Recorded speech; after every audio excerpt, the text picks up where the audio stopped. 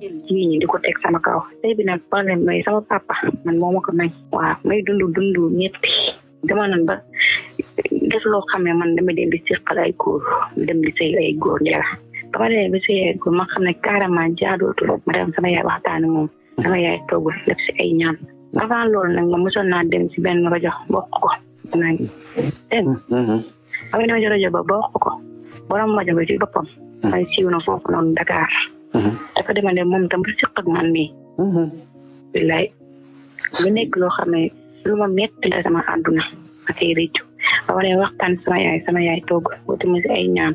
ay saa yi ma borom rajo bi wala animateur ba maanaam waaw journaliste bi waaw journaliste wala waaw journaliste waaw dama dem ba siq ak man si loolu sama boobu noonu dafa ko dinaa la dimbali te lu nox dara teguwu si dégg problème bi mooy man fu ma dëkk nii man dama fay jëratul dara pour ma génne nii sax problème la dara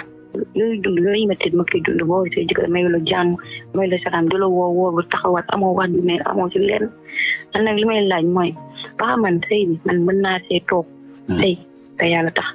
wala bokk ma dem xool leneen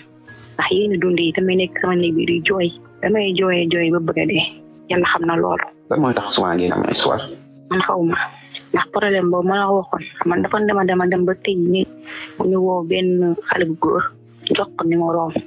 mais nag sa jabar jooy day taxawaat problème bi moom lépp boobu. waaw ok d'accord fiiraange daal mooy andi problème bi. waaw.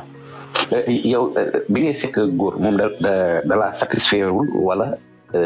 feebar la woon ci yow rek. feebar la woon ci man ndax instant yi nii defatuma ko.